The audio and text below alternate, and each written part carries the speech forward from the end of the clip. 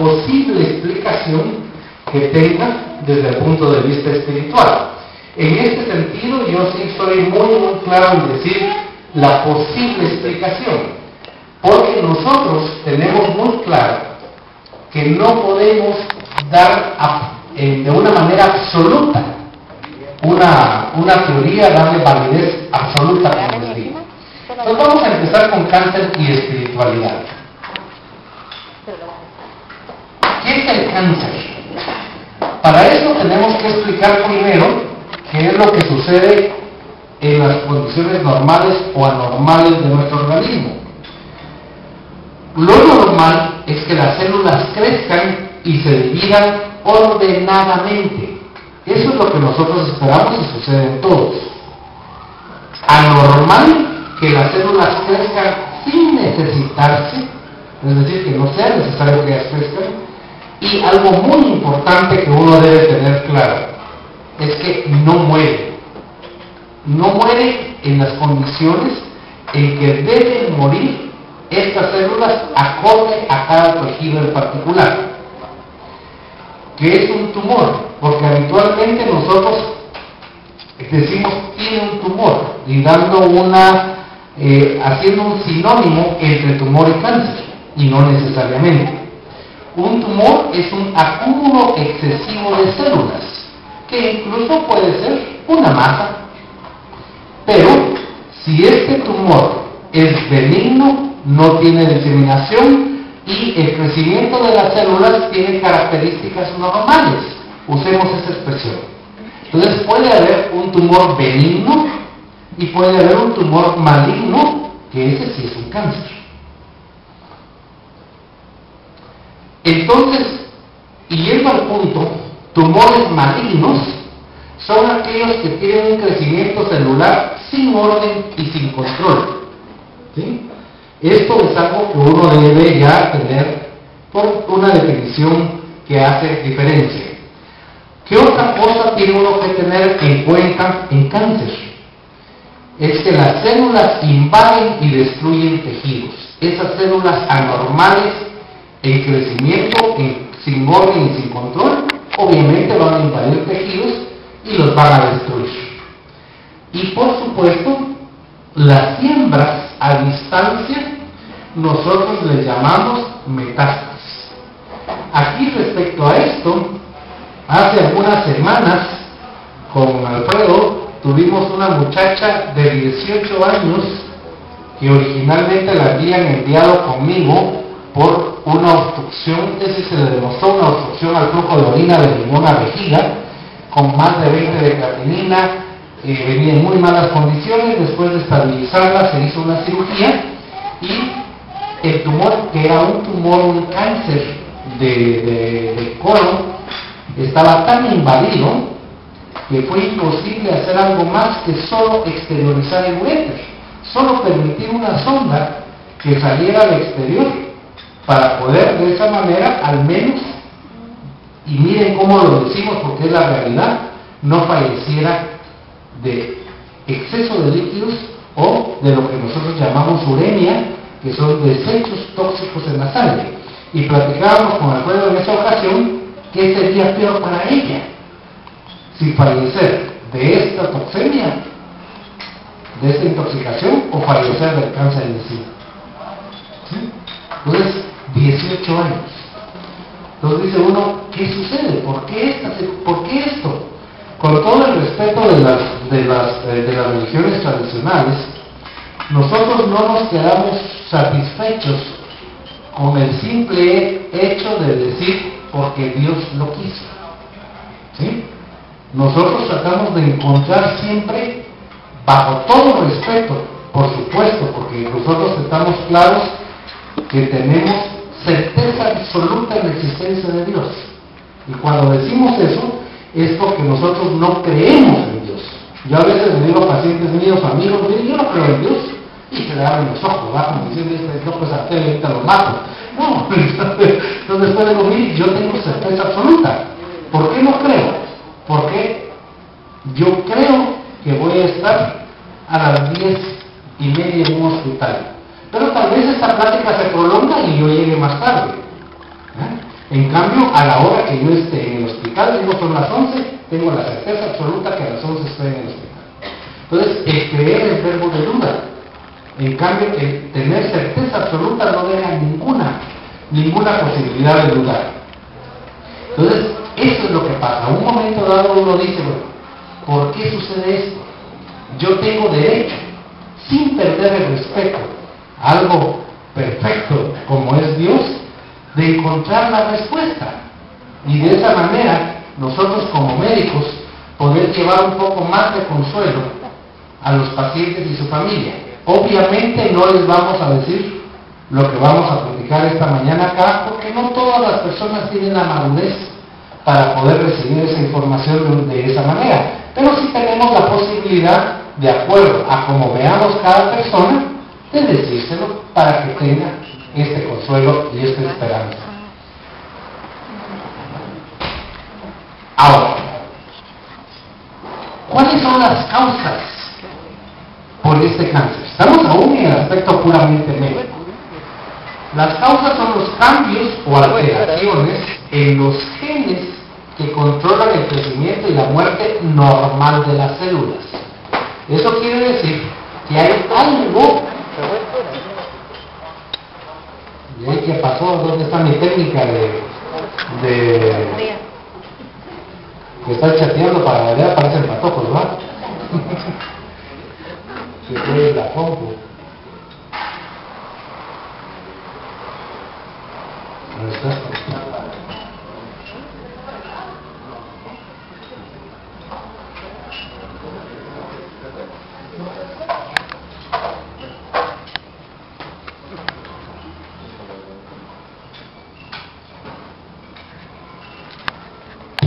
Como nosotros decimos, son espíritus chocarreros, ¿verdad? Con todo el respeto del mundo, siempre hay espiritualidad inferior que trata de influir negativamente cuando algo está en camino, en el proceso.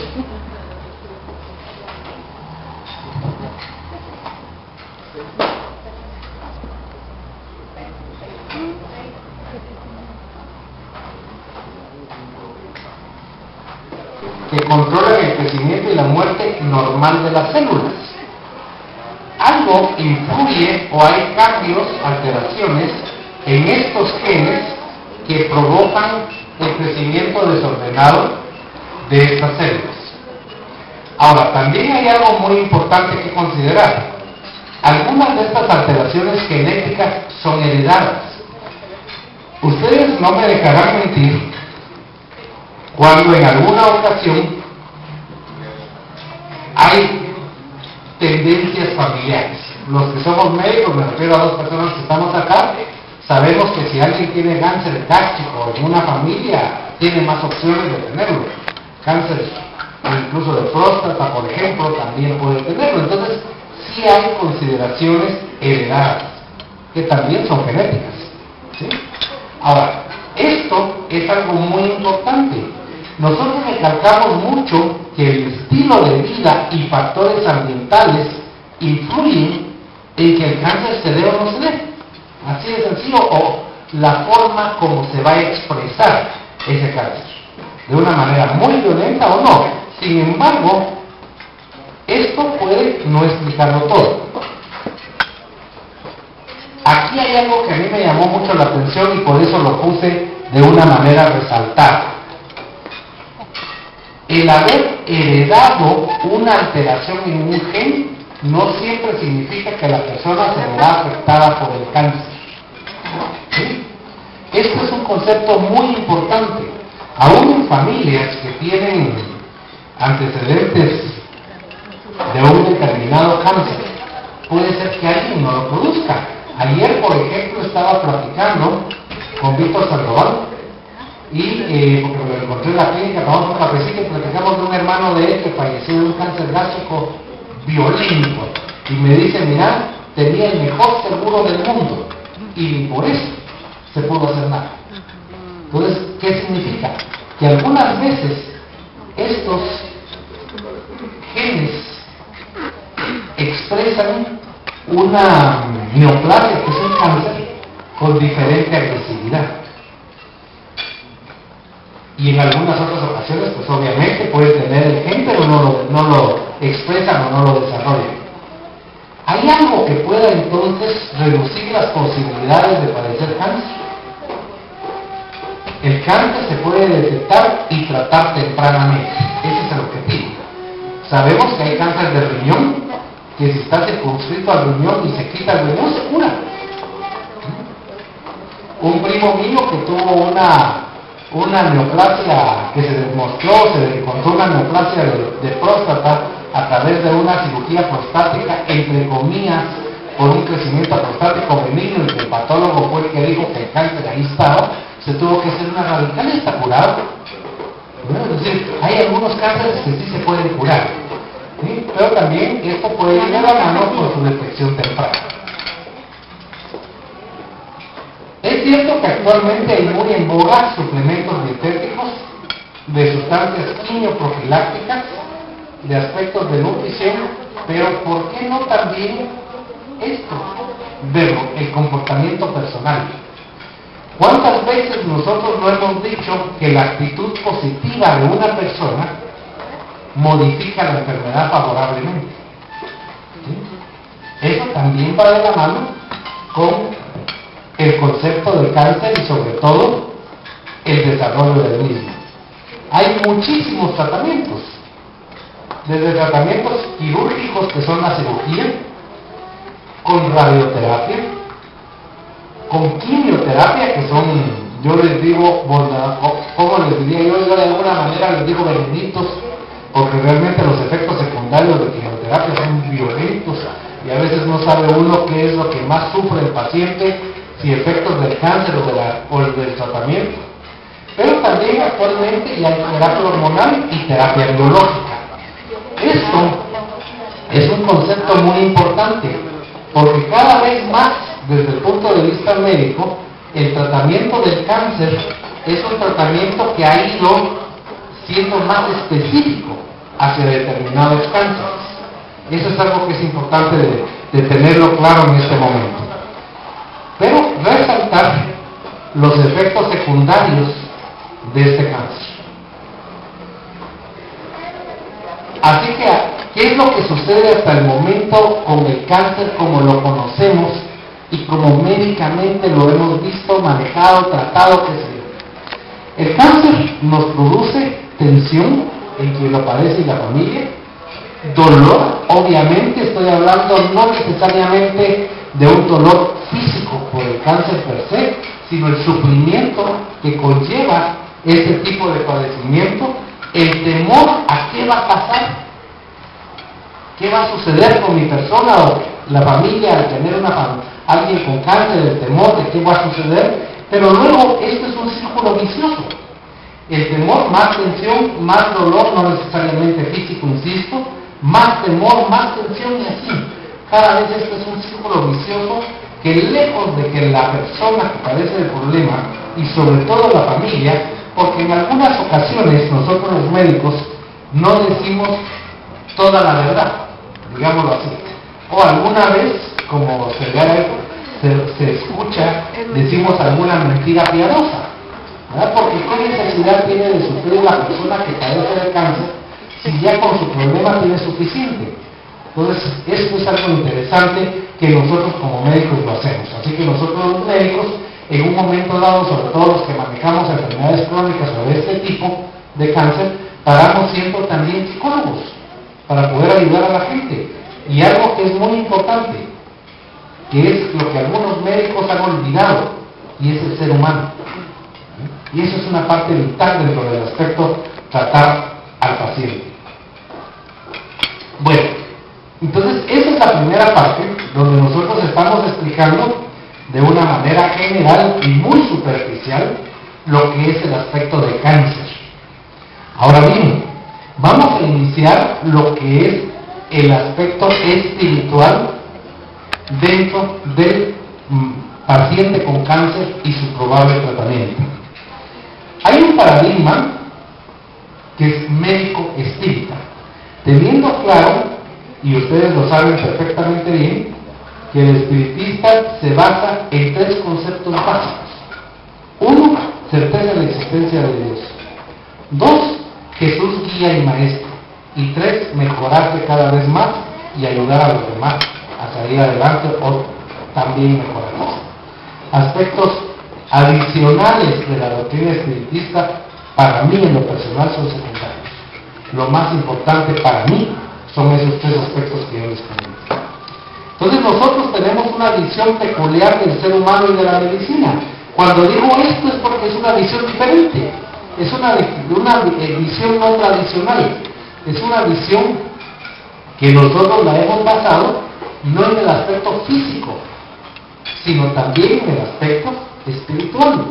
Yo siempre digo que hay algo que se le olvida a veces a los médicos, y es que el paciente no solo es la materia que sufre, es decir, no solo es la enfermedad que tiene, y no debemos verlo solamente como una máquina que hay que quitar lo que no funciona o reparar o cambiar un repuesto, sino hay algo mucho más importante en el ser humano, y es algo que tiene sentimientos, que sufre, que ama, que se angustia, y que también hay que atenderlo, y que le llamemos como queramos, alma, espíritu, no importa, pero que atendamos también a ese algo interno del ser humano. Para esto, para poder continuar, tenemos que tener claro que la ley de acción y reacción, que respeta el libre albedrío y confía a cada quien según sus propias obras, existe. ¿Esto qué significa? Significa simple y sencillamente que nada en la vida se nos regala. Todo lo ganamos por méritos, o todo lo que padecemos es porque lo merecemos. Alguna vez, y platicando con Mario Roberto, porque el día que operamos a la señora en especialidades, me entrevistaron por vía telefónica de una radio. Entonces Mario Roberto Morales Ruiz me escuchó y me dice: vos contame. Y le conté y le dije: mira, la diferencia es esta. Pensá y decime si es lógico y racional. Las religiones tradicionales dicen que a través de una confesión, o en otra religión tradicional a través de aceptar a Jesús y que la sangre de Jesús nos ha sanado, según esto, uno ya no tiene y ya está perdonado de todas las culpas o todos los errores o pecados, como queramos llamarlo, que ha hecho. Maravilloso. Vos estás salvo, vos estás perdonado y vos ya estás libre de todo eso, independiente de la penitencia que se te imponga. Pero, pregunto, el dolor que provocaste en esa otra persona, aunque tus errores se hayan perdonado, el dolor que provocaste en esa otra persona, desapareció y no lo sintió. No. Entonces digo, ¿no será más lógico hacer lo que nosotros sugerimos? Y le puse el ejemplo de la tabla, tan simple como eso, ¿eh? Y aquí nuestro amigo que trabaja en carpintería no me dejará mentir. Si yo tengo una tabla y le pongo 10 clavos, esos 10 clavos es el daño que yo le hice a la tabla, ¿sí? Ese es el daño que yo realicé. Okay. El primer punto o el punto de partida es yo arrepentirme de lo que yo causé. Entonces eso es quitar los clavos. Ya es el primer paso. Pero los orificios de los clavos quedan aún en la madera. Entonces, ¿qué tengo yo que hacer para que esa madera vuelva a estar como antes? Repararla. Esa es la diferencia.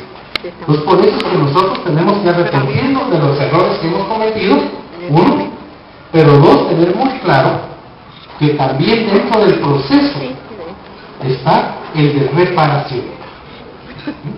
Entonces, por eso es que nosotros, cuando hablamos de ley de acción o reacción, o como ahorita dijo Alfredo cuando entró, miramos de someter el pie por el karma. Entonces, realmente en la ley de acción y reacción o karma, que en un momento dado pueden ser tomados como sinónimos, lo que significa es lo que yo sembré libremente, yo cosecho obligatoriamente. Si yo siembro rosas, cosecho rosas. Si yo siembro espinas, cosecho espinas. Eso es lo que es la lógica. Cuando nosotros estamos en este mundo, que es un mundo de expiación y pruebas, que está trasladándose hacia el mundo, hacia un mundo diferente, que es el mundo realmente de reconciliación, si queremos llamarlo así, este es un proceso. Nada en la naturaleza brinca. Y así como lo explicó Pablo la última vez que vino, y cuando estuvimos en Radio Punto, no es cierto que vaya a haber fin del mundo. Lo que va a ser es simplemente un cambio de era. Simplemente. Y están encarnando espíritus muy chispudos, muy inteligentes, que son los que van a dirigir este mundo. Yo no sé si a ustedes les pasa, pero a mí me pasa. Ahorita que la cosa está falló, porque a mí la tecnología me atropella. Pero de una vez. Entonces le dije, mi experta, y viene mi hija, y listo, la reparó. ¿Por qué? Porque la capacidad intelectual es diferente. Entonces, no es casualidad, es que simplemente son espíritus que tienen una intelectualidad diferente o mayor, que son espíritus que vienen para lo que se necesita en este mundo. Entonces nosotros sintámonos felices de que somos vehículos, los que somos padres, para que estos seres, que son nuestros hijos, estén con nosotros y que obviamente tenemos que apoyarlos para su preparación, porque ellos son los que necesitan este mundo. Entonces aproveché este paréntesis para comentar que no hay fin del mundo, solo es cambio de era, y lo que están viendo, y llamen como quieran llamar, espíritus índigos, morenos, guapos, rubios, rosados, no importa. Si el concepto, la letra en sí es secundario. Lo importante es que son espíritus muy brillantes, muy preparados, que están viviendo para poder seguir adelante con el proceso evolutivo de esta tierra. Entonces, para eso tenemos que tener claro, insisto, que la ley de acción y reacción, es decir, nuevamente, tenemos que pensar, insisto, para mí es lógico y racional que el proceso reencarnatorio existe, porque es la única forma de explicar la justicia. Yo siempre digo de una manera tan simple, ¿quién selecciona que alguien nazca, viva y fallezca en sábanas de seda? ¿Quién seleccionó a Einstein, el más brillante de todos los físicos de todos los tiempos? ¿Quién seleccionó a Madre Teresa de Calcuta, a Juan Pablo II como seres espirituales altísimamente preparados? ¿Sí? ¿O quién seleccionó a una pobre muchacha de 10 años que antes de ser violada y asesinada vio cómo violaron y asesinaron a su madre? Si quién la seleccionó, fue el azar, sabiendo que la casualidad no existe, o es que eso es lo que nosotros necesitamos para aprender y corregir nuestros errores de acuerdo a lo que libremente decidimos ayer. Entonces ya tiene una lógica, y esta lógica se basa en un concepto para mí muy importante también: padres. Yo como padre tengo defectos enormes, pero enormes, increíblemente enormes, pero a pesar de eso mis hijas me aman profundamente. 1. 2. A pesar de eso trato de apoyarlas en todo lo que humanamente puedo. Y a pesar de eso, de mis defectos, trato de que ellas estén en las mejores condiciones posibles, y si en un momento dado cometen un error, que tengan la oportunidad de repararlo. ¿Sí? Si eso que somos nosotros, los padres altamente imperfectos, lo hacemos, Dios, que es perfección absoluta, ¿qué no haría por nosotros? Entonces, nuevamente la lógica.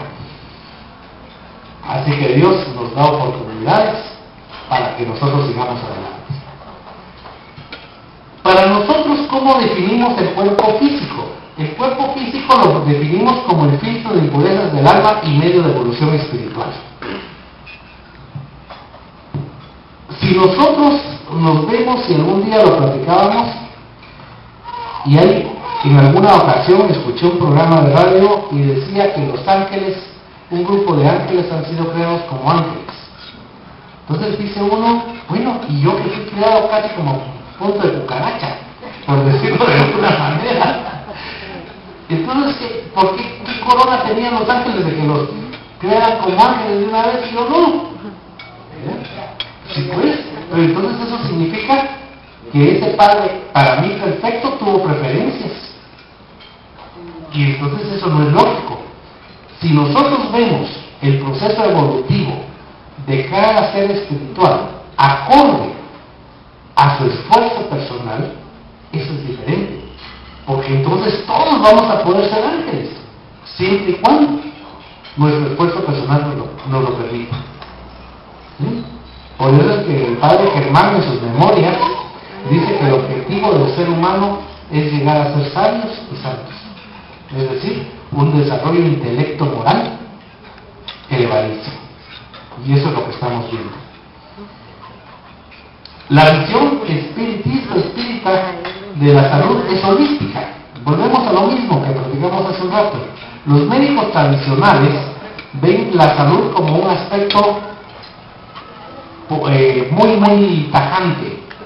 Esta muchachita que les comentaba dice que se nos cansa mi hermosa, va a morir. Hagamos lo más que podamos por ella, pero punto. No podemos, no nos sentimos involucrados en hacer algo más. ¿Sí? Entonces, ¿qué es el aspecto holístico? Como nosotros vemos, la salud es un aspecto universal, múltiple, si ustedes quieren hacerlo o verlo así, y son que todos los fenómenos físicos, biológicos, sociales, culturales, espirituales ejercen influencia en la salud. Entonces ya estamos diciendo que nosotros debemos comprometernos en que todos estos aspectos deben involucrarse para que el paciente tenga salud. Esa es nuestra responsabilidad. En un momento como médicos, no importa cuál sea nuestra creencia, religión, doctrina, no importa si es secundario. Recordemos que nuestro único objetivo es el ser humano. Entonces, no tenemos otra forma de ver. Platicando con mi hija, que es pilas, es poliingeniera industrial, le pregunté, mira, mi hija linda, ¿cuál es lo más rápido en el universo? ¿Qué es lo más rápido? Y me dice la velocidad de la luz. No, lo más rápido es la velocidad del pensamiento. ¿Ya? Porque si yo pienso ahorita que estoy en el sol, mi pensamiento se trasladó al sol. Eso es inmediato. En cambio, la luz todavía tarda en llegar porque tiene una limitación mucha mayor que el pensamiento para su traslado. Entonces, ¿por qué hago este comentario? Nuestro pensamiento trabaja en ondas electromagnéticas que no han sido conocidas plenamente, pero que su velocidad se calcula en que es de 300.000 kilómetros por segundo. Impresionante. Nosotros tenemos una limitación seria, los seres humanos, que cuando, por nuestra limitación intelectual, cuando no podemos imaginar, concebir algo, le ponemos el título de infinito. Infinito es casi como decir un muchacho, ¿no? De aquí. No puedo ni imaginarme qué es eso. ¿Sí? Pero imagínense lo que son 300.000 kilómetros por segundo. ¿No? Ahora, esto obedece a las leyes de física cuántica. ¿Y quién fue el que inició el concepto de física cuántica? Einstein. ¿Albert Einstein? Entonces aquí ya vemos que la ciencia ya no pelea con el espiritismo. La ciencia va de la mano con el espiritismo. ¿Sí? Porque nosotros nos apoyamos en el aspecto científico.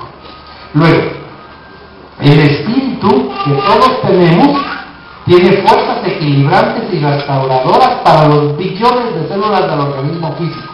¿Qué significa? Que el espíritu es el jefe, no es la materia. ¿Sí?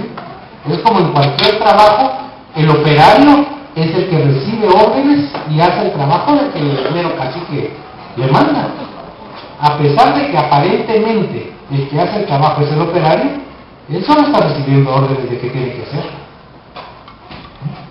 Entonces eso también es importante. Ahora bien, este concepto también es importante y nosotros también lo conocemos. El espíritu, que la forma más simple, yo no logro explicármelo de otra manera aún por mi limitada capacidad intelectual, el espíritu yo lo veo como que fuera energía. ¿Sí? Por eso es que cuando Dios dijo que iba a crear al hombre de su imagen y semejanza, era imagen y semejanza espiritual, energética. Entonces, ¿qué sucede? Ese espíritu no puede actuar. Alguna vez pusimos el ejemplo de la luz eléctrica. ¿Podemos conectar nosotros la luz eléctrica a un cable que pasa en la calle? No. ¿Qué necesitamos? Ese cable que pasa en la calle venga y haya un tomacorriente, y ese tomacorriente permita que nuestros aparatos funcionen. ¿Sí? Igual el espíritu necesita un intermediario entre el espíritu y la materia, y ese intermediario es el perispíritu, que está alrededor del espíritu. Es el que permite que la materia actúe de acuerdo a las órdenes del espíritu. Entonces, este perispíritu es una envoltura sutil formada de átomos, por eso decimos que es semimaterial, en otro estado vibratorio. Aquí viene otro concepto importante. La gente puede decir, mire, pues yo nunca he visto un espíritu. Obviamente, ¿no? ¿Por qué? Porque su estado vibratorio es diferente. Nosotros tenemos una visión muy limitada. Igual cuando dicen, mire, pues yo no he oído nada, por supuesto. ¿Cuántas veces no hemos escuchado que los perros ven los espíritus y los perciben? ¿Por qué? Y el silbato de los perros. Ningún ser humano escucha el silbato de los perros, y los perros inmediatamente. ¿Sí?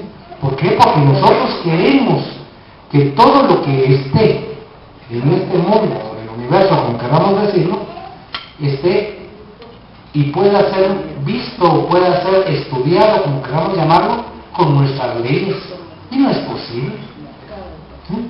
Nosotros tenemos que aceptar que hay espíritus y hay algunas leyes que son diferentes a las que nosotros conocemos.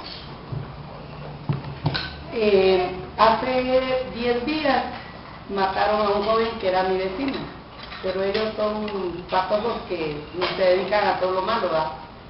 Entonces, como esa gente, cuando alguien se muere, lo que hacen es quemar cohetes, poner música y tomar.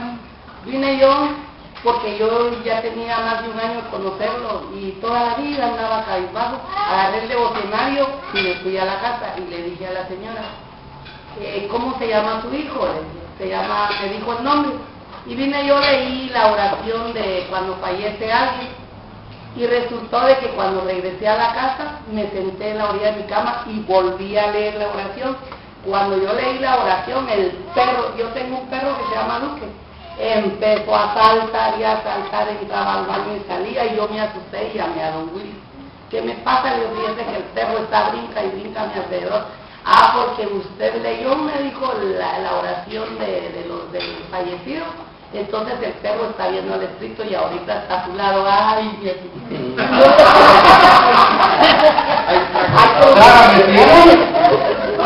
Hay algo bien importante. Porque le di luz y me dijeron. No, es que hay algo muy importante.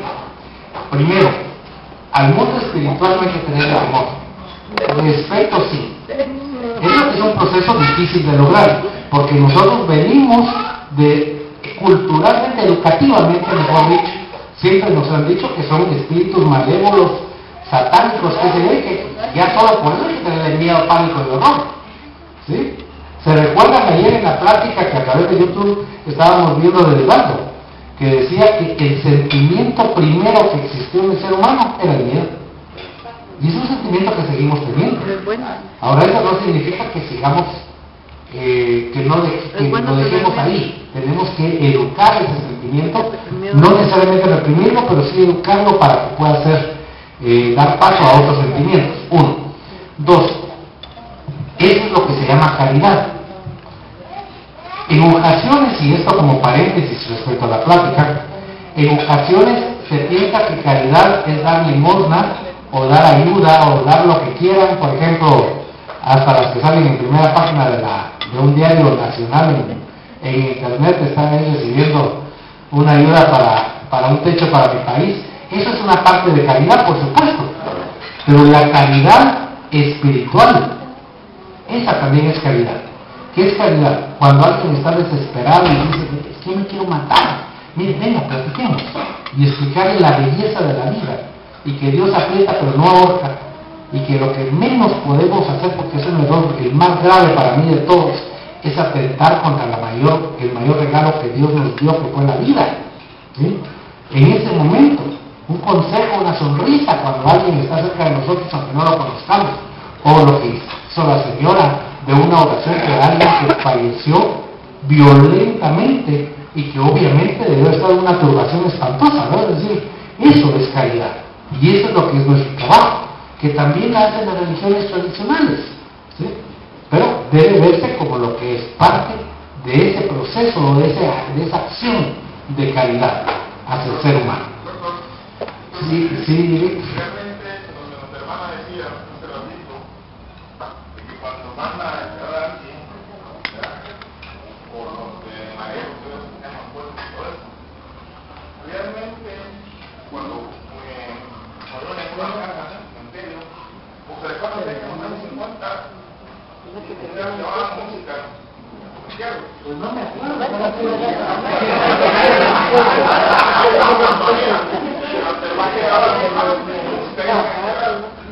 Y es importante eso porque están bien identificados. Pero otra cosa también no digamos, todo parte de los negros, no tiene que ser así.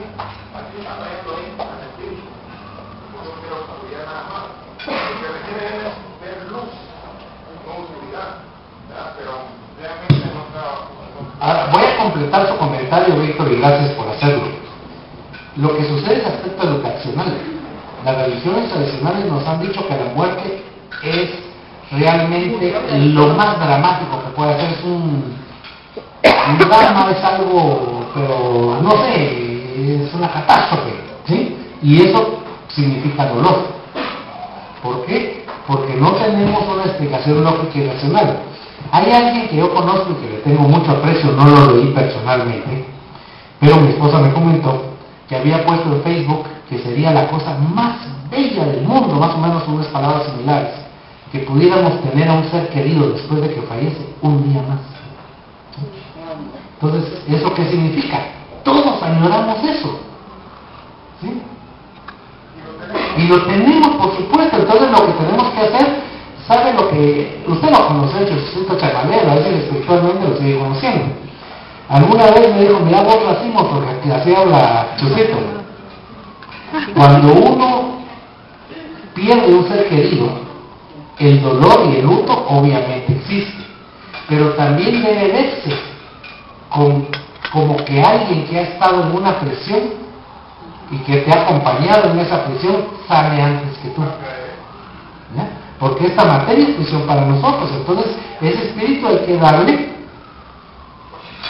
el aspecto de alegría. Es decir, eso es bien difícil y un poco incongruente, si usted quiere decirlo, porque el dolor no va con la alegría.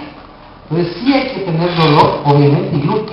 Pero yo lo que siempre hago cuando voy a un velorio, pues no me gusta ir, no puedo decir, mire, lo siento, porque ¿cómo lo voy a sentir? Yo lo que hago es cuando saludo a alguien le digo, tiene mi solidaridad. Significa, lo que usted necesite, ahí estoy para servirle, ¿no? Y esa es la forma como yo lo hago. Sí. Bueno, yo a veces mi comentario y mi opinión propia, yo creo que dentro de la naturaleza del hombre, en lo que son sus instintos, existe el miedo, que es una emoción o sentimiento que es muy intrínseco a la persona. Recordemos que los instintos están fuera de nuestro alcance. Entonces yo creo que hay momentos en los que la persona tiene miedo por naturaleza, pero no hay que tener miedo porque recordemos que Dios es el creador de lo visible y lo invisible.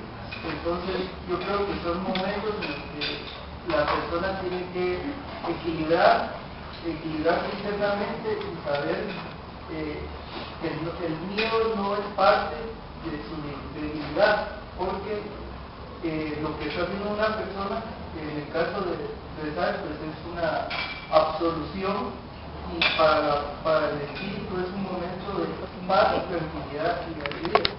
Perfecto, y yo te lo voy a decir lo mismo en otra forma. El miedo, como platicábamos, es el primer sentimiento que el ser humano tuvo en su evolución. Uno, los instintos son necesarios, porque así como nosotros en nuestra fase animal necesitábamos instintos de conservación, diferentes instintos, en nuestro proceso evolutivo nosotros tenemos que no echar los instintos, no, sino de, a través de nuestro trabajo, poder reprimir los instintos para darle paso a las virtudes. Ese es el proceso evolutivo. ¿Y qué es lo que más es importante para darle paso a las virtudes? Obviamente la oración, la armonía interna, pero algo muy importante, la solidaridad. Es decir, el uno solo progresa, pero si el trabajo es conjunto con las demás personas, el progreso se acelera. ¿Sí? Pues por eso es que nosotros consideramos que parte del trabajo en este proceso evolutivo es lo que estamos haciendo ahorita. Ahorita estamos aprendiendo, estamos emitiendo opinión. Cuando Jorgito me presentó, yo simplemente digo, mire, esto es una plática, y esto es una plática entre todos nosotros, donde yo voy a emitir mi opinión. Pero todos ustedes tienen el derecho de emitir una opinión igual o diferente. Pero el que yo opine una cosa aquí enfrente no quiere decir que sea absolutamente la verdad. Puede ser que yo esté equivocado. Y eso es lo que hace que el ser humano cada vez avance más. Esa sensación de decir, bueno, voy a ver si es cierto, voy a experimentar, yo creo otra cosa y voy a ver si lo que yo pienso también es cierto. ¿Sí? Esa actitud es lo que hace que el ser humano también progrese y evolucione. Lo que no puede darse lujo el ser humano, a mi criterio, es tener una actitud pasiva.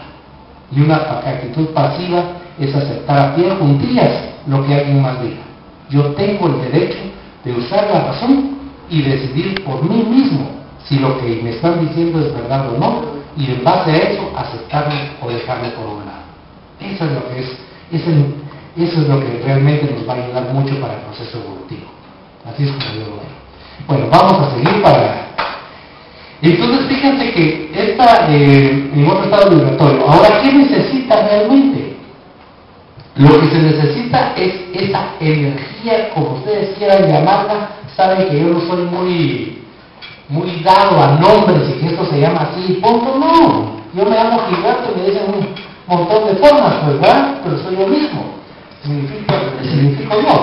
Entonces, por ejemplo, el chi de los taoístas, el prana de los hindús, el fluido vital de Kahneman, la libido de Freud y Jung, la bioenergía de Reich, el modelo organizador biológico de Hernani Guimaraes Andrade, los campos mórficos de Rupert Sheldrake, es lo mismo. Todo esto significa, esto actúa sobre el cuerpo, es decir, lo que ustedes quieran llamarlo. Lo importante es el concepto. Seguimos. Aquí viene algo que ya habíamos comentado. Somos herederos de nuestras propias acciones, sean buenas o malas. Primer punto. Si nosotros actuamos mal, solo nosotros somos los responsables. Y aquí quito la palabra culpables, porque la palabra culpable se ve muy dura. Entonces mejor usemos responsable. Si yo actúo mal, soy el responsable de mis acciones. Si yo actúo bien, también soy el responsable de esas buenas acciones. Y aquí recordemos algo que nosotros mencionamos respecto a lo que es la maravilla de la bondad de Dios. Nosotros hemos cometido infinidad de errores, para no llamar pecados, errores. Pero si nuestras actitudes son positivas, ¿sí? Es como aquello, mire, pague antes y se le hace un descuento. ¿Sí? Entonces, si nuestras acciones son positivas, lo que significa es que algunas acciones negativas podemos quitarlas. Pero aquí viene algo muy importante. Esta forma de actuar debe ser sincera. Si no, no se vale. Y aquí nosotros podemos engañar a quien queramos, menos a nosotros mismos. Enfermedades se derivan de los vicios. Nosotros conocemos que alrededor del 60, 70, 80%, depende de los autores, de las enfermedades son psicosomáticas. Sí. ¿Qué pasa cuando llega un paciente con uno? Doctor, solo lo vi, hace bien me siento. ¿Verdad? Por ejemplo, ¿verdad? Eso sucede. Porque mentalmente ellos están en una...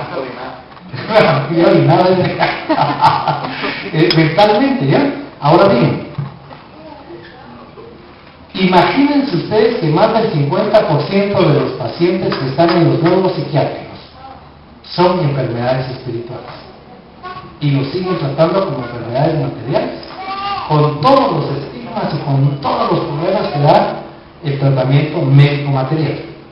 Entonces, estas enfermedades son los vicios de la mente, pero ¿cuáles son? Porque habitualmente no los vemos como eso. Los vicios que pensamos que están echándose los tragos, que se droga, que sé yo, pero no, esos no son vicios espirituales, esos son vicios espirituales y materiales. Pero el egoísmo, el orgullo, la vanidad, la tiranía, todos esos vicios que hacen que nuestro espíritu esté muy amarrado, no sé cómo llamarlo, no nos permite desarrollarnos.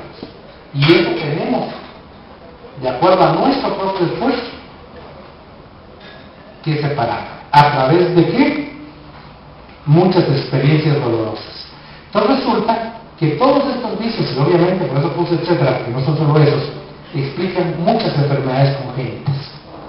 ¿Por qué nació así? Porque Dios quería. Platicábamos hoy en la mañana con mi esposa de una tía de ella, tía abuela, muy buena gente, amiguera, contadora de chistes, lo que ustedes quieran.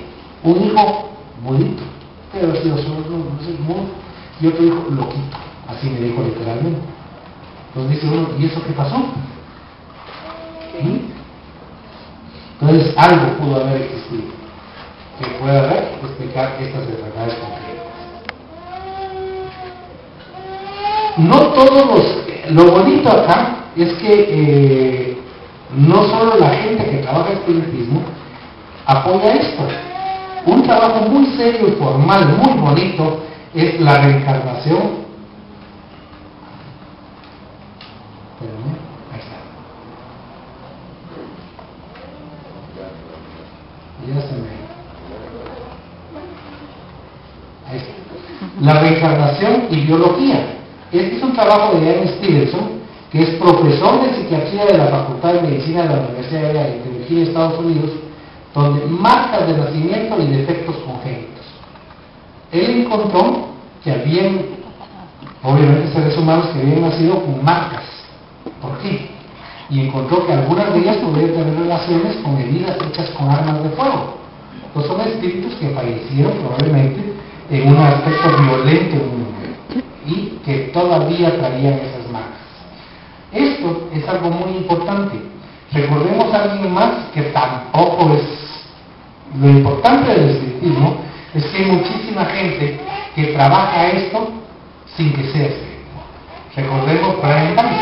Brian Weiss fue psiquiatra del Mount Sinai en Miami, y que ahora parece que solo está en lo privado y que está difícil tener consulta con él. Pero él nos habló, y el primer libro, que es el clásico de él, es Muchas vidas, muchos sabios, o Muchas vidas, muchos maestros. Y él lo que hizo simplemente, entre comillas, fue hacer regresión a una persona que trabajaba en el hospital con él, que tenía fobia a estar sola, encerrada, y entre otras cosas. Y entonces dijo, bueno, no responde al tratamiento médico normal o actual, puede ser una regresión. Y pensó llegar incluso a la etapa uterina. Y cuando sintió, estaba en otra vida de esta persona. Y resulta que en otra existencia fue leprosa y la encerraron en una cueva viva y ahí murió. Entonces ese era el gran pánico que tenía para poder estar sola en una habitación a oscuras encerrada. Obviamente la reprogramó, no sé, es la forma más fácil que tengo de explicarlo, la reprogramó para que esto ya no sea un conflicto en ella. Ahora, ¿qué tendríamos nosotros como médicos tener? Aparte de la historia de la enfermedad, una ficha kármica, que es un expediente de las experiencias de vidas pasadas. Y aquí tendría yo que platicar algo, porque alguien me dice, digamos que la regresión, la única manera en la cual yo creo que se comparte que se puede hacer regresiones, que sea por algo serio y formal, terapia. Que alguien esté muy trabado usando esa expresión muy nuestra y que podamos ayudarlo a través de regresar a su momento, que hizo ese conflicto en él, reprogramarlo para que él pueda ya seguir adelante sin ese conflicto y sin ese dolor. ¿Sí? Y por supuesto, una proyección individual de reminiscencias. Pregunto y le preguntaría a Alfredo, ¿esto pueden hacerlo los médicos? O sea, algún médico que lo haga. Y esto podría ser algo útil para el paciente. Yo pienso que sí. Seguimos. Estábamos claros que el comando del alma es sobre el cuerpo. El alma es la que manda, es el chofer. El carro de abajo, donde el chofer le dice. A la hora que el carro se despega, no meten a la casa del carro, meten al que lo va manejando. Igual, el responsable es el alma. Así que si el espíritu comete una falta, hay un desequilibrio espiritual en esa conducción eléctrica. Es como que hubiera un cortocircuito, ¿sí? Y eso repercute en el cuerpo físico. Viene, el alma comete un error, hay un cortocircuito, ustedes enchufan un aparato eléctrico y se les quema. Entonces eso es lo que está pasando con nosotros. Y esto también da una muy buena explicación a variación amplia de enfermedades. Ahora vamos a entrar a algo que es interesante. En 1982 Mariano Barbacid, que es español, para los que estuvieron por ahí, aquellos lares, describió lo que eran oncogenes. ¿Qué son oncogenes? Genes relacionados con el cáncer. ¿Sí? Ahora, oncogenes son trozos del código genético utilizados por células cancerosas. Bien, ¿qué es lo que uno quisiera tener para estos problemas de cáncer? Que el remedio, lo pongo entre comillas, sea específico para cada individuo y cada tipo de cáncer. Eso es lo ideal, que no sigamos disparando con escopeta, sino que tengamos claro dónde tenemos que trabajar de acuerdo al problema específico y en la persona específica. Eso sería lo ideal. ¿Y dónde tendríamos que buscar el origen de las dolencias? En el alma, no en el cuerpo. Porque el cuerpo solo es la expresión del alma. Entonces el cuerpo solo recibe lo que el alma hizo. Así que algo tan simple, miren esto, producciones mentales negativas, da irradiaciones no apropiadas y da lesiones celulares y desarticula el aspecto celular. Algo que pasaba conmigo, platicábamos con Marisol, yo tenía varios años, pero años, ¿cuántos? No tengo ni idea de cuántos, no me daba gripe. Nunca. Pasaba todo el mundo con gripe y no me daba gripe. En el hospital nada. Ya hace unas 3 semanas tal vez me dio gripe. Era un fin de semana pero me dio gripe. Lo primero que pensé, algo está desequilibrado en mí. Porque permitió que eso sucediera. ¿Sí? Entonces, esto es bien interesante. ¿Sí? Porque algo hizo, tal vez producciones mentales negativas, estrés, qué sé yo, que yo hubiese creado irradiaciones no apropiadas y hubiese permitido ese tipo de enfermedad. Ahora, el genoma, que son ese grupo de genes, está construido con base en el estado evolutivo del espíritu. Yo les preguntaré, ¿hay diferencia entre el hombre del Neandertal y nosotros? De acuerdo a la arqueología, ¿o somos iguales? Parecidos a los monos, nosotros algunos todavía, pero sí, nuestros cuerpos son más estilizados, ¿sí? Sí, tenemos más aspectos físicos delicados, no poniéndolo como aspecto femenino ni cosa por el estilo. Y además, intelectualmente también tenemos ese desarrollo. ¿Por qué? Porque nuestros genes han evolucionado y esos genes se han construido en base al espíritu y la evolución del espíritu, han construido la materia que tenemos. Y esto también es muy importante. Vamos a empezar abajo. La mente actúa sobre el citoplasma celular, teniendo en cuenta que la mente es una expresión del alma. Sí, la mente es una forma como el alma se expresa y actúa sobre el citoplasma, donde hay elección de genes. Pero lo más importante del citoplasma es el núcleo. Entonces realmente la mente va a actuar sobre el núcleo, que es donde se encuentran ADN, los genes y todo lo que sabemos, ¿sí? Y ahí va a estar expresado el karma de cada uno. Entonces nuestra mente que es la expresión del espíritu, va a organizar o desorganizar los genes en esos núcleos. ¿Te recuerdas que habíamos dicho que el alma era la que dirigía al cuerpo? Y aquí hay algo muy importante. Esto no es absoluto, mucho menos sea algo imposible de cambiar, no. Nosotros tenemos que poder modificar diariamente estas expresiones de acuerdo a nuestro comportamiento. Entonces nuestro comportamiento diario es vital para poder equilibrarnos. Y por eso es que hay genes que están en nosotros, de cáncer, si ustedes quieren, de lo que estamos hablando hoy, que nunca se van a expresar, porque nuestra forma de ser, nuestra forma de actuar, es la que va a evitar que se desarrolle. ¿Cuál va a ser la medicina del futuro? Papel educativo del médico. ¿Por qué? Para decirle, mire, usted no solo tiene un cuerpo enfrente, tiene un alma, y trabaje sobre todo sobre el alma. Papel preventivo, por supuesto, para poder de esa manera determinar, obviamente, insisto, esto es del futuro, si hay oncogenes, y decir, bueno, trabajemos para que esos oncogenes no se desarrollen. Resaltar conducta moral, humildad, esfuerzo por el bien y amor desinteresado. ¿Qué médico, pregunto yo, porque todos alguna vez hemos estado con un médico, le ha dicho, mire, su conducta moral es vital? Humildad, por favor, mientras más humilde sea usted, mejor.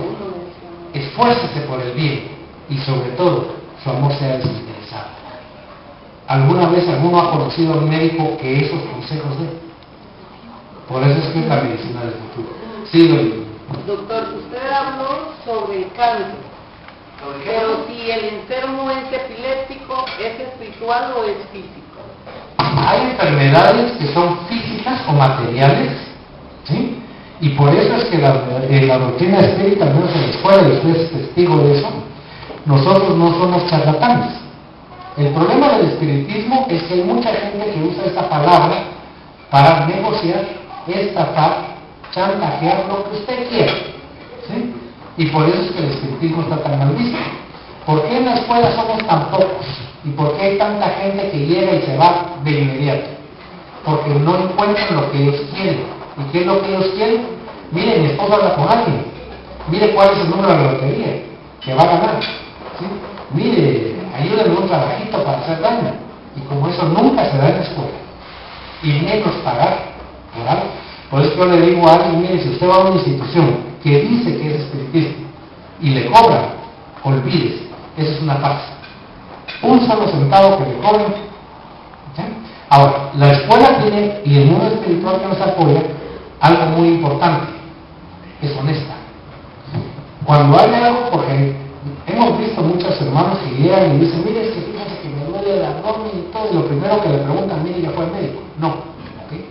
Vaya al médico y nosotros vamos a darle la apoyo espiritual. Pero su enfermedad es médica, es material. Igual, alguien con epilepsia puede tener enfermedad cerebral, es decir, material, y es indispensable el apoyo espiritual. ¿Por qué? No hay casualidades en la vida. Si él tiene una lesión en algún área del cerebro, es porque él necesitaba aprender a través de esa situación. Pero nuestro trabajo es darle todo el apoyo a él y a la familia para que esta situación sea llevada de la mejor manera. Alguna vez yo intenté hacer una oración que más o menos es así: Dios mío, si los problemas que yo tengo merezco que se me retiren, gracias. Si no, dame la fortaleza para poder sobrellevarlos. ¿Sí? El que manda no sufre. Entonces eso son aspectos. Sí. Precisamente está bien interesante el tema porque de hecho yo tengo un buen amigo que ayer lo estaban operando de un tumor en el cerebro. Pero yo lo que me hago una pregunta, ¿verdad? Porque era un amigo que nos conocimos desde la infancia, ha sido una persona pues, muy tranquila. Claro, siempre ha sido muy apartado, ¿verdad? Antes de que lo operaran, ya estaba resultando que ya decía cosas que siempre ha sido bien reservado él ha sido un muchacho que no era eso. Sí, entonces, con Sucia ya decían que será que viene de algo anterior, porque hoy se desarrolló. Claro, él también ha sido muy enojado, porque ha sido muy enojado, ¿verdad? Siempre ha sido un atacado, pero será que de una vida anterior viene sobre ese proceso. Te voy a explicar, te voy a comentar. El fatalismo no existe. ¿Qué es fatalismo? Vengo yo con Jorge y le disparo en el cerebro y se muere de ese tipo. Fatalismo es que la siguiente reencarnación venga Jorge a darme una pistola y me dispara a mí. Entonces una de nunca acabar, pues. ¿Sí? No, lo que sucede es que si yo cometo el error de dispararle a Jorge y él sufre 3 semanas en el intensivo antes de fallecer, la familia sufre, porque recordemos que los karmas no solo son personales, sino pueden ser incluso familiares y colectivos. La siguiente vez vengo yo con cáncer de cerebro, para yo sufrir lo que hice sufrir y el núcleo familiar también, porque habitualmente venimos juntos. ¿Sí? Si nosotros no cambiamos de núcleos espirituales así de rápido, sino lo que nosotros tenemos es que Dios nos permite afianzarnos en esos núcleos personales, en esos núcleos familiares, para poder tener primero enseñanzas en esas áreas tan pequeñas, en esos grupos tan pequeños, para después poder ya tener una familia más amplia. Pero sí actúa mucho el comportamiento.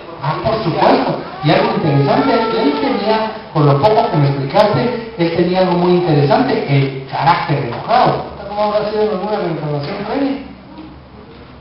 Y que eso le haya condicionado algún hecho violento, no sé, no podemos saberlo. Lo único que sabe uno es que ahorita está él recuperando, es decir, él está no reparando, porque no está haciendo el bien, pero está cancelando las deudas de ayer. Los que tenemos enfermedades karmáticas, gracias a Dios, porque estamos cancelando nuestros errores de ayer. Seguimos entonces. Así que el médico espírita, ¿qué tiene que tener? O el médico que sea médico del alma también. Tiene que tener promoción del autoencuentro y autocura. Es decir, poder decirle a la persona, mire, usted está desequilibrada, platiquemos, para ver dónde logramos encontrar estos puntos que están dando conflicto y obviamente curarse de ella. Pero para eso necesitamos psicólogos y psiquiatras. Nosotros lo hacemos de una manera muy empírica, ¿sí? Como Dios nos ayuda, diría yo, pero no tenemos estudios de esto ni somos profesionales en esto. Luego, algo que es muy importante y que actualmente está en boga es la psicología transpersonal. Esto es útil. Diálogo terapéutico, ¿sí? Y aparte de eso, terapia de regresión cuando es necesario hacerlo. Imagínense en ese momento que los médicos pudiéramos tener un equipo de esta forma y poder realizar esto. Algo muy importante, reconocer el valor de la palabra y el ambiente. El tocar a alguien, el salir a recibirlo o el salir a dejarlo cuando él llega o sale de la clínica. Estoy hablando de lo que sucede en el ambiente. O abrazarlo al salir y decirle, mire, todo va a estar bien, excelente, la felicito. Cosas así que realmente el paciente se sienta muy motivado para seguir adelante. Y el ambiente que sea agradable, ¿sí? Donde ustedes estén. Hay algo muy importante. Se hizo un estudio, esto es Andrew Newberg en la Universidad de Pensilvania, donde a través de emisión de positrones, ¿sí? Ahí dejémoslo, ¿verdad? A través de emisión de positrones se hizo estudios cerebrales y se demostró que cuando alguien está en meditación hay mucha más intensa actividad frontal que parietal, al contrario de la vigilia. Eso quiere decir que los orientales tienen razón cuando ellos meditan, ¿sí? ¿Quién de nosotros medita? ¿Quién le enseña al paciente a meditar? ¿Quién de ustedes que ha ido con un médico, el médico le dice, mire, es importantísimo que usted medite y le voy a decir cómo se hace, le voy a enseñar? ¿Sí? Y aquí viene algo. Ustedes recuerdan en la escuela agua fluidificada. En 1989 hay un estudio muy bonito de Masaru Emoto, donde investigación sobre agua y cristales relacionado con las vibraciones humanas. Él demostró que si yo le hablo violentamente al agua y le digo impropios, el agua, los cristales del agua se transforman de una manera amorfa y desagradable. Pero si yo digo palabras cariñosas, bonitas, de amor, y no digamos, si hago oración, esos cristales son preciosos. Entonces todo en la naturaleza también está relacionado con nuestras actitudes. ¿Sí? Y esto es lo que nosotros decimos ahora energetizar. ¿Qué es lo que hace la espiritualidad? Darle energía y ponerla bonita para que nos ayude a nosotros. Y la clave, por eso lo resalté, oración. Alguien diría una vez, es que este doctor está loco, mejor no orar. Y yo le digo a mis pacientes, uno, mientras más tiempo pasa en la medicina, más certeza tengo de la existencia de Dios. Y yo hago siempre oración. ¿Cómo? Al levantarme, gracias a Dios por un nuevo día. Al dormir, cuando le doy gracias a Dios por el día que pasó y que me ayude a poder actuar de una manera diferente siempre. Y alguna vez yo expresé que cada vez que yo atiendo a un paciente y cada vez que yo ayudo a alguien en un problema, yo estoy haciendo oración. Porque ese trabajo, el bien de alguien, es una oración. Cuando yo voy a hacer un procedimiento, me imagino que los que son cirujanos también, yo le pido a Dios que me eche la mano. Así es sencillo. Y a veces con catéteres, con procedimientos difíciles, biopsias, yo estoy claro en el momento que empiezo, con anestesia y todo. Y después tengo un lapso, y hasta que vuelvo otra vez a tener total certeza de lo que estoy haciendo, ya terminé. ¿Y qué pasó? Solo Dios me echó la mano. ¿Verdad? Y entonces por eso es que a veces uno tiene tanta confianza en lo que hace porque sabe que no está solo. ¿Sí? Perfecto. Es importante al ajustarse uno a esa oración.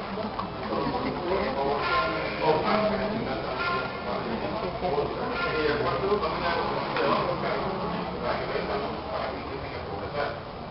pero lo más importante para uno como ser humano cuando uno se levanta y empieza a platicar con uno mismo, de acuerdo con esta persona, cómo está, cómo se ha comportado.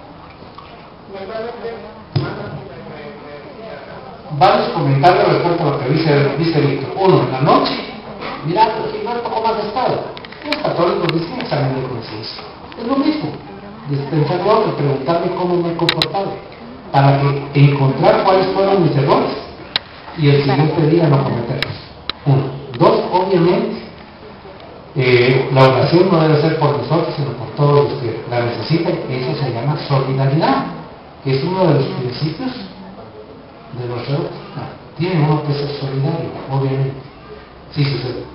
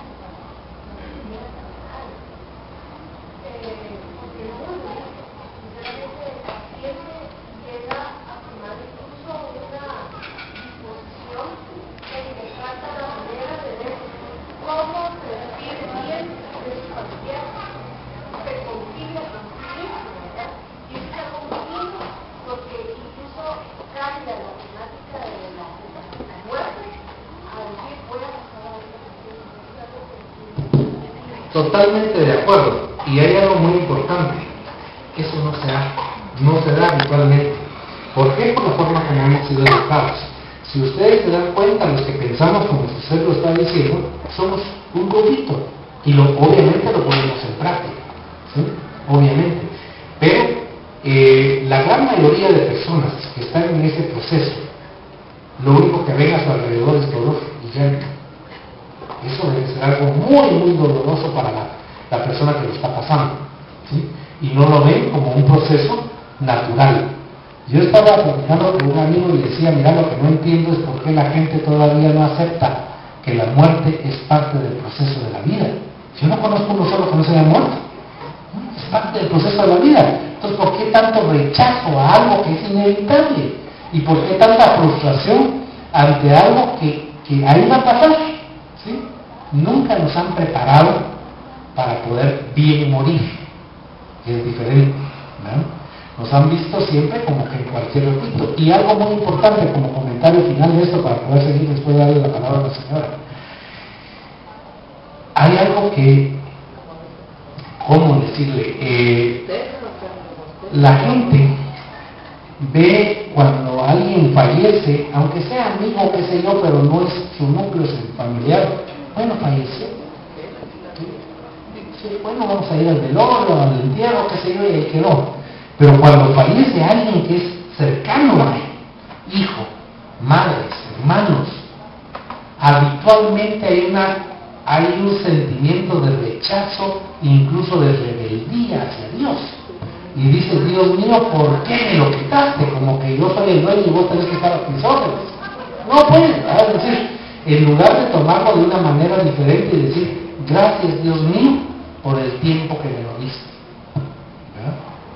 Sí, eso es resignación. Entonces, esto nuevamente es parte educativa, que tenemos que educar muchísimo mientras nosotros llegamos a este proceso. Y obviamente, algo solo para terminar, que nosotros no estamos de acuerdo es con la eutanasia.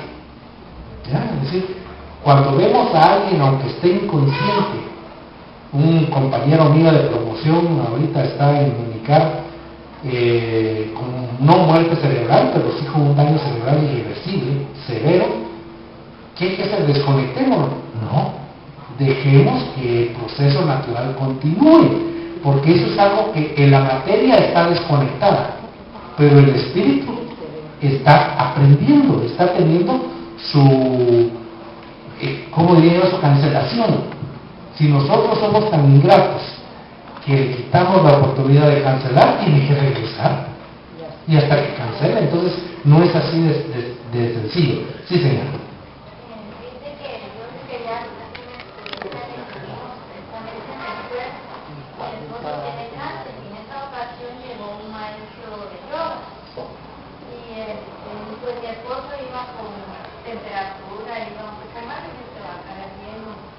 Meditación por y pues llegamos a la parte y al día siguiente, como dormiste magníficamente, se le quitó la temperatura, estuvo bien, y como tú dices, pues por la meditación que no aprendemos, yo creo que un maestro yoga haría falta porque todos los hospitales y todas las clínicas y todo. ¿Sabe lo que pasa? Que nosotros los médicos somos tan vanidosos que creemos que nosotros tenemos todas las respuestas y no necesitamos quien nos eche la mano.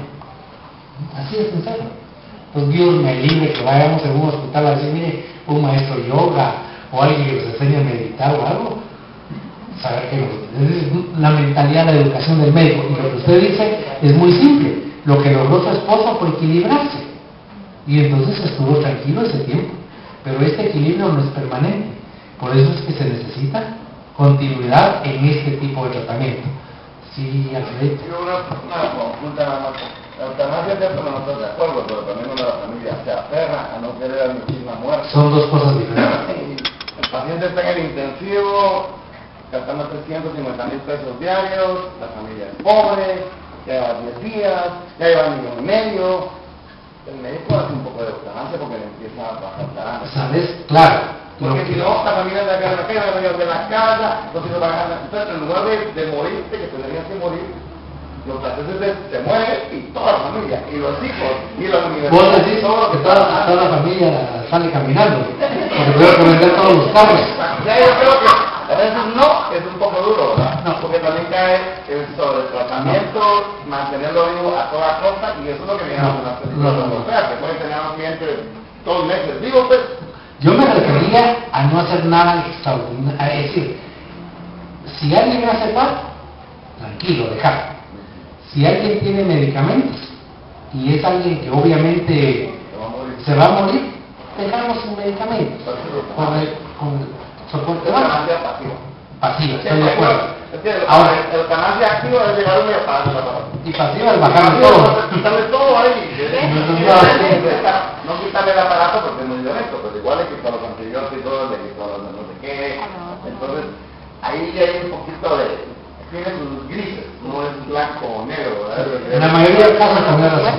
Sí, son algunos casos los que sí son claros, pero un buen número de casos no son.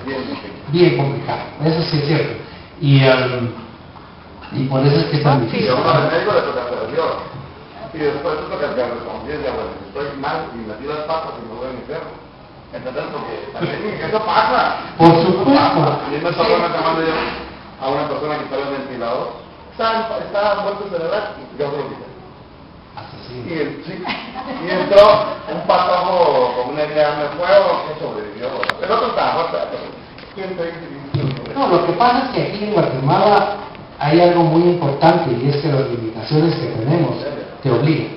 Entonces ahí sí, hasta qué punto realmente hay responsabilidad.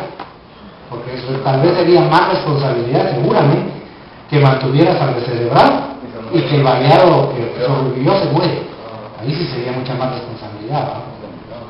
Por supuesto, pero es que estamos hablando de todo el aspecto que está alrededor, que te obliga a tomar algunas veces decisiones como la que estás mencionando. La niña está de 18 años, si no le hacemos nada, se la mata. Y lo hicimos y se nos va a morir. Igual, va a vivir donde no más, sufriendo. Era lo que decía hace rato que platicábamos con vos. ¿Será que no? ¿Qué hacer? ¿De qué va? ¿Con qué es lo que le va a ir, entre comillas, menos peor, diría la gente? Y esas son decisiones muy difíciles. Decisiones que uno tiene que tomar en un momento determinado. Y nadie puede. Nadie pues. Por lo que nadie se muere. La muerte no existe. Y te voy a comentar esto como último punto para terminar. ¿Por qué la muerte no existe? Porque la materia es esto que te crees. Pero la materia tarde o temprano da origen a nuevos organismos. Y el espíritu solo cambia de dimensión. La muerte no existe. Porque como habitualmente se ve la muerte es como el estado final que no hay salida, ya no hay regreso y catastrófico y ya sí algo que realmente no es así como debe verse el concepto de muerte. Entonces, solo para terminar, ya para poder seguir. Así que resulta que el individuo es responsable de su salud con todas nuestras acciones, desde lo que comemos, nuestras desveladitas, lo que tomamos, fumaditas, todo. Entonces nosotros somos responsables de nuestra salud. Eso es algo que a veces el ser humano no tiene el concepto claro. Falta de ejercicio, todo lo que sabemos, una dieta saludable entre comillas. Ahora, los vicios de la mente que ya nos vimos generan enfermedades físicas. Se acentúa por falta de conformación por pruebas rectificadoras. ¿Qué sucede? ¿Cuántas veces no hemos visto, y en mi especialidad yo veo pacientes con insuficiencia renal crónica que echan pestes a Dios por la enfermedad que tienen, no aprendieron, la rechazan? Ellos van a regresar con una enfermedad tan difícil como esa y en peores condiciones hasta que aprendan. Entonces por eso es que nosotros debemos darle gracias a Dios de lo que recibimos, porque lo necesitamos. Restauración de centros perispirituales lesionados. ¿Cuál es el objetivo? El perispíritu tiene centros que están lesionados por nuestras acciones de ayer. Pero cuando nosotros tenemos estas pruebas rectificadoras, estos centros se restauran. Pero si nosotros con nuestra actitud de rechazo lo que hacemos es no permitir esa restauración y siguen totalmente lesionados. Por eso es que depende de nosotros nuestra salud.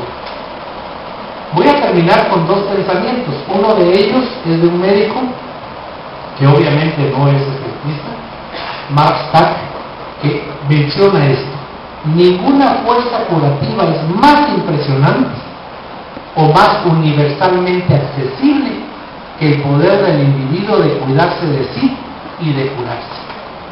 Y nosotros tenemos nuestro futuro y nuestra salud. O la doctora Marlene Nobre de Brasil, una señora muy muy querida, que es ginecóloga especialista en cáncer, que dijo: prevención en salud consiste en la observación de la ley de solidaridad y amor. Así que en nuestras manos está el ser cada día mejores y obviamente tener salud. Y termino con esta imagen. El cáncer se miraba como algo que ya no tenía salida, como algo catastrófico, que ahí terminamos y fue un abismo donde nunca vamos a dejar de caer. Pero ahora nosotros podemos verlo como algo donde la solidaridad puede ayudarnos a salir adelante.